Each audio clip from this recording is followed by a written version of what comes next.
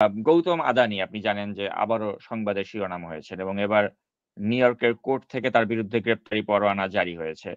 এবং এখন পর্যন্ত ৩ টি দেশ তার সাথে চুক্তি বাতিল করেছে বা পর্যালোচনা করছে এবং তার কোম্পানির শেয়ারও কিন্তু বিক্রি রীতিমতো বন্ধ হয়ে গিয়েছে এবং গত ৪ দিনে ২৫% তার শেয়ারের ভ্যালু নেমে গেছে। তো অমিত শাহ এবং অজিত দোভালের পর মোদির এই একজন অলিগার্ক আদানি তাকে আমরা দেখতে পাচ্ছি এরকম একটি বেকায়দায় পড়ে গিয়েছে। আর এদিকে ভারতের যে রিপাবলিক টিভি যে রয়েছে, রিপাবলিক টিভির থেকে বলা হচ্ছে যে যেহেতু মোদির এই দোসর এই আদানি, সে যেহেতু বাংলাদেশের কাছে তার কিছু বকেয়া টাকা জমে গিয়েছে, সেই বকেয়া টাকার জন্য যখন চাপ দিচ্ছে, তখন নাকি বাংলাদেশ বিভিন্ন ধরনের প্রভাব খাটিয়ে নিউ ইয়র্কের কোর্ট থেকে তার বিরুদ্ধে গ্রেপ্তারি পরোয়ানা জারি করছে বা তার বিরুদ্ধে একটা হ্যারাসমেন্ট করছে। তারা এইভাবে এটাকে ব্যাখ্যা করার চেষ্টা করছে। তো আমি আপনার কাছে জানতে চাই যে এই যে আদানি যে এখন একটা প্রকৃতপক্ষেই ধরা খেয়ে গেল এবং যুক্তরাষ্ট্রের একটি আদালত থেকে যে তার বিরুদ্ধে গ্রেপ্তারি পরোয়ানা জারি হলো। তো এটা আসলে বাংলাদেশকে রাজনৈতিক বা অর্থনৈতিকভাবে কতটা বেনিফিট দিতে পারে বলে আপনি মনে করেন? আপনি ঠিকই বলছেন, আমাদেরকে বেনিফিট দিতে পারে এবং আমরা এই সুযোগ নেওয়া উচিত। আপনি যে কথাটা বললেন, আদানি আপনি জানেন সে ২০২২ সালে যখন আপনার হিন্ডেনবার্গ তার বিরুদ্ধে রিপোর্ট করলো, তখন তার $২০৬ billion company within few weeks সে ১০০ বিলিয়নের নিচে চলে গিয়েছিল তার শেয়ার বাজারের দাম। এমন 50% ডাউন হয়ে গিয়েছিল। এবং সে যে একটা ফটকা ব্যবসায়ী, আপনি যদি ২০০৬ সালে দেখেন তার ব্যবসা কত ছিল আর ২০২৪ সালে দেখেন এখনো তার আবার ২০০ বিলিয়ন। তার ৩ দিনের মধ্যেই তার কোম্পানির 25% আপনার শেয়ার কমে গেছে, যেটা আপনি উল্লেখ করলেন। এবং দিন দিন তার শেয়ার বাজার কমছে। শুধু তাই না, আপনি যে ৩টার কথা বললেন ওইটা গতকাল পর্যন্ত। আজকে আমি আরো দেখলাম যে পৃথিবীর অন্তত 10টা বড় ব্যাংক তাকে যে লোন দেওয়া হয়েছে এই লোন মানে আপনার ব্লক করে দিচ্ছে এবং নতুনভাবে কোনো লোন তাকে আর দিবে না। ফলে আপনি জানেন যুক্তরাষ্ট্রে যদি কোনো রকমের ফ্রড ব্রাইবারি, আপনি জানেন $265 কোটি ব্রাইবারির যে আপনার কেস তার বিরুদ্ধে। আপনি জানেন ব্রাইব দিতে যাওয়া, অফার করা অথবা দিয়ে যাওয়া আমেরিকাতে সমান আপনার অপরাধ।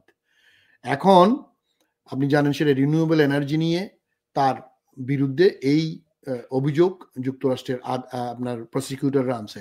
আপনি জানেন যুক্তরাষ্ট্র কিন্তু খুব সহজে, বিশেষ করে ভারতের, তারা অন্যতম প্রধান বন্ধু ব্যবসায়িকভাবে, অন্য যত কথাই আমরা বাদ দিই। এবং সবচেয়ে বড় কথা হচ্ছে he is one of the right hand. যদিও ভারতে একসময় অলিগার্ক ছিল না, কিন্তু মোদি এসে এখন অলিগার্ক তৈরি করছে। এই হচ্ছে 1 নম্বর অলিগার্ক।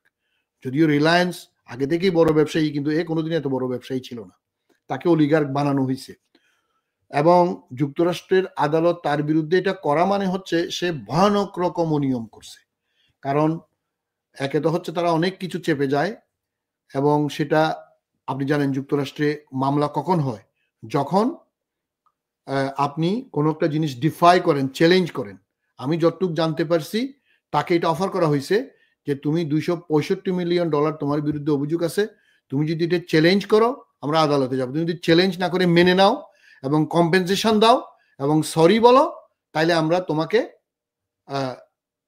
সেটাতে আমরা মামলা করব না। যুক্তরাষ্ট্রে এই আইন আছে, কিন্তু সে চ্যালেঞ্জ করছে। চ্যালেঞ্জ করার পরে তার বিরুদ্ধে মামলা হয়েছে।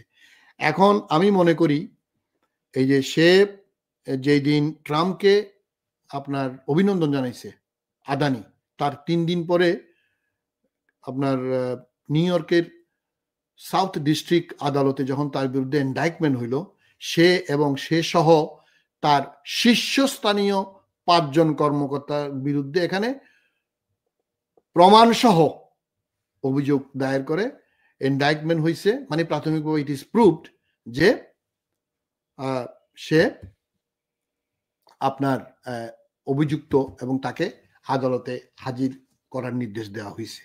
আবার একই আদালতে গত আগের সপ্তাহে আমরা যেটা বলছিলাম যে আপনার একদিন আগে আমরা 26শে নভেম্বর হওয়ার কথা ছিল, একই আদালত কিন্তু আবার ট্রাম্পকে আজকে খালাস দিয়েছে তার মামলা, আজকে রায় হয়ে গেছে, যেটা তাকে গ্রেপ্তার করানোর কথা ছিল।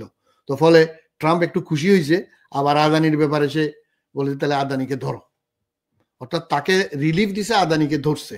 তো আমি বলতে চাচ্ছি, আপনি যে কথাটা বললেন প্রশ্নের মধ্যে, আমাদের কি লাভ? আপনি জানেন এই যে ভারতের যে রাজ্য থেকে আমাদের বাংলাদেশে যে বিদ্যুৎ সরবরাহ, কয়লা বিদ্যুৎ যেটা সরবরাহ করতে 1600 মেগাওয়াটের যে কয়লা বিদ্যুতের, সেখানে $800 মিলিয়ন আমাদের থেকে নাকি সে এখনো পায়, এবং সেটার জন্য চাপ দিচ্ছিল। এবং আপনি জানেন যে কিছু বিদ্যুৎ সে কমায়ও দিছে, সাপ্লাই কিছুটা কমাই দিছে। তো বাংলাদেশের সরকার, আপনি জানেন, এটা পর্যালোচনা করার জন্য বিচারপতি মইনুল হাসানের নেতৃত্বে যে আপনার বিভিন্ন চুক্তি, আপনি জানেন, এগুলা রিভিউ করা হচ্ছে, এবং এই রিভিউ করার জন্য বিশেষ করে গৌতম আদানির এই চুক্তির কি করা যায় এটার জন্য আন্তর্জাতিকভাবে একজন ইন্টারন্যাশনাল লয়ার নিয়োগ করার জন্য আমাদের তত্ত্বাবধায়ক এই ইন্টারিম গভর্নমেন্ট সিদ্ধান্ত নিছে, এবং সেটা খোঁজা হচ্ছে অচিরেই তার চুক্তি রিভিউ করার জন্য আপনার লয়ার নিয়োগ করা হবে, বিশেষ করে যেগুলোকে আরবিট্রেটর বলে, আরবিট্রেটর নিয়োগ করা হবে। চুক্তি কি বাতিল করা উচিত নাকি রিনিগোশিয়েট করা উচিত, সেটা উনি পরামর্শ দিবেন। তো আমি মনে করি এটা অত্যন্ত মোক্ষম সময়। ভারতের থেকে আমাদের বিদ্যুৎ আনার দরকার নাই, এটা নিয়ে আমরা অনেক আলোচনা করছি, এবং আপনি জানেন শুধু ভারতের যারা সরকারি প্রতিষ্ঠান সেগুলো থেকে 63% বেশি দামে, এবং ভারতের যেগুলো প্রাইভেট বিদ্যুৎ প্রডিউসার যারা আছে তাদের থেকে 27% বেশি দামে আমরা গৌতম আদানির থেকে বিদ্যুৎ কিনছি। মোর ওভার যেটা সবচেয়ে ইম্পর্টেন্ট, আমরা ভারতের মতো শত্রু দেশ থেকে আমরা বিদ্যুতের মতো অত্যন্ত স্পর্শকাতর, যেটা না থাকলে আমাদের দেশ চলবে না, আমরা বিদ্যুৎ আনবো না, আমরা বিদ্যুৎ আনতে চাই না। আর তাছাড়া কয়লা বিদ্যুৎ ইজ অবসলেট বিদ্যুৎ, এগুলোর দরকার নেই। আমি ডক্টর ফজলুল কবির খান সাহেবকে ধন্যবাদ দিব, উনি সেটা বললেন সেদিন, যে আমরা রিনিউয়েবল এনার্জিতে কেন যাব না।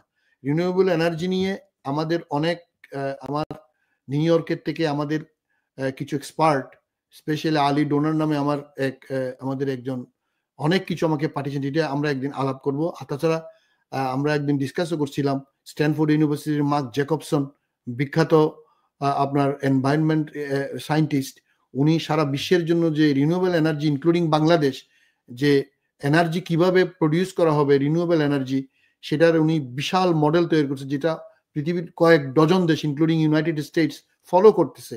তো এইগুলা না করে আমরা এই ভারতের মতো শত্রুর দেশ থেকে আমরা এই কয়লা মতো, যেটা সবচেয়ে পুরনো বিদ্যুৎ তৈরির যেসব আপনার যেসব প্ল্যান্ট, সেগুলো আমরা এখনো করতেছি। আপনি জানেন আমাদের দেশেও একটা সুন্দরবন ধ্বংস করে সেখানে একটা করা হয়েছে, এবং এখানে যে কাঁচামাল আপনার অস্ট্রেলিয়া থেকে আমরা আনতেছি সবচেয়ে বেশি দামে, এবং মোর ওভার এই যে আরো কিছু এখান থেকে ইকুইপমেন্ট আমরা রাশিয়া ইউক্রেন যুদ্ধের কারণে এগুলোর দাম অনেক গুণ বেড়ে গেছে। ফলে আমি ফজলুল কবির খান সাহেবকে বলবো, আপনি যে একজন আন্তর্জাতিক লয়ার আরবিট্রেটর যেটা নিয়োগ করার জন্য দিয়েছেন, খুবই ভালো, এবং আপনি যথেষ্ট জ্ঞানী মানুষ, বুদ্ধিমান মানুষ এই লাইনে আমরা জানি। আপনি একসময় বিদ্যুৎ সচিবও ছিলেন, এবং ওয়ার্ল্ড ব্যাংকে আপনি কনসালটেন্ট হিসেবেও কাজ করছেন এই বিদ্যুৎ জ্বালানি নিয়ে। আমি মনে করি এখানে কোনো অপশন নাই। এই অলিগার্ক, এই শয়তান, এই হাসিনার এবং মোদির পাচাটা গোলামী আদানির কাছ থেকে বিদ্যুতের আমাদের দরকার নেই। বাংলাদেশে যেসব পাইপলাইনে আছে, আমি মনে করি সেখানে 1320 মেগাওয়াটের চায়নার সাথে কয়লার বিদ্যুৎ ওইটাও আছে, ওইটাও রিভিউতে আছে। আমি মনে করি যদি সম্ভব হয় কয়লা সংক্রান্ত এইসব অবসলেট, এইসব পুরানো মানদাতা আমলের এইসব সকল বিদ্যুৎ প্ল্যান্ট বাতিল করে দেন। কারণ আমাদের যেগুলো পাইপলাইনে আছে, প্লাস রিনিউয়েবল এনার্জি যদি আগামী 10 বছরের জন্য প্ল্যান করেন, আমি মনে করি আমাদের এইসব কয়লা বিদ্যুতের দরকার নেই। তবে অবশ্যই সেটা ধাপে ধাপে করতে হবে, সেটা আপনি রাতারাতি করতে পারবেন না, সেটা আমরা বলবো না। আর নেপালের থেকেও ভারত হয়ে যে বিদ্যুৎ আবার আনতেছে আমরা শুনতেছি, আমি মনে করি এগুলো আমাদের কোনো দরকার নেই। কারণ নেপাল ভালো দেশ হলেও ভারতের উপর যখন আসবে, যে কোনো সময় তারা ট্রান্সমিশন লাইন বন্ধ করে দিবে। কারণ তাদের পাঁচাটা গোলাম যখন নাই, তারা হাসিনাকে এইভাবে আপনার আশ্রয় তো শুধু দেয় নাই, এই যে বাংলাদেশে ইসকনকে দিয়া বিভিন্নভাবে আমাদের বিরুদ্ধে ষড়যন্ত্র করতেছে। সুতরাং তাদের থেকে বিদ্যুৎ আনা আমি মনে করি two risky and two costly as well. আন্তর্জাতিক অন্তত কয়েকটা ম্যাগাজিনে আমি পড়ছি যে আদানির থেকে বিদ্যুৎ আনাটা হচ্ছে এত কস্টলি এবং এত রিস্কি, এটাতে বাংলাদেশ মানে যাওয়া কোনো মতেই উচিত হবে না। কারণ বিদ্যুৎ এটা এখন আমাদের মতো মানে আমরা যেরকম মানে অক্সিজেনের মতো, ভাত খাওয়ার মতো জিনিস। বিদ্যুৎ ছাড়া আপনি ১ সেকেন্ড চলতে পারবেন না। সুতরাং ভারতের আদানির বিদ্যুৎ এবং কয়লা সংক্রান্ত বিদ্যুৎ যেগুলো এনভায়রনমেন্ট নষ্ট করবে, এইসব পরিবেশ দূষণমূলক সকল রকমের কর্মকাণ্ড থেকে বিশেষ করে কয়লা এত বেশি আপনার এনভায়রনমেন্ট পলিউট করে, সেটা অন্য কোনো কিছু করে না। সুতরাং আমাদের রিনিউয়েবল এনার্জিতে যাওয়ার জন্য আমি ডক্টর ফজলুল কবির খান সাহেবকে বলবো, আপনি একটা লং টার্ম প্ল্যান দিয়ে যান এবং আমি মনে করি আগামী ৫-৭ বছরে এইসব এই আপনার ক্যাপটিভ পাওয়ার, এইসব এই আপনার কয়লা বিদ্যুৎ, এগুলো কিচ্ছু আমাদের দরকার নেই। আমরা রিনিউয়েবল এনার্জিতে যাব। আমরা WWS, যেটা মার্ক জ্যাকবসন সাহেব স্ট্যানফোর্ড ইউনিভার্সিটির, উনি আমাদের দেশের জন্য করে গেছেন। আমি মনে করি আপনার মতো একজন যোগ্য মানুষ নিশ্চয়ই মার্ক জ্যাকবসনের সেই মডিউল আপনি দেখবেন, অথবা আরো অন্যান্য দেশে মডিউলগুলো এনে আমাদের বিদ্যুতের এই ভারত নির্ভরতা এখান থেকে আমাদেরকে বাঁচাবেন। এবং দিস ইজ একদম রাইট টাইম। এখন আদানিকে ধরা যাবে। আদানি এখন এদিক ওদিক করতে পারবে না, কারণ সে সব দিকে ধরা, কারণ সে একটা ফটকাবাজ ব্যবসায়ী। এই ফটকাবাজ ব্যবসায়ী থেকে আমাদের বাংলাদেশের মানুষ, বিদ্যুৎ এবং সরকারকে বাঁচানোর এটাই মোক্ষম সময় বলে আমি মনে করি।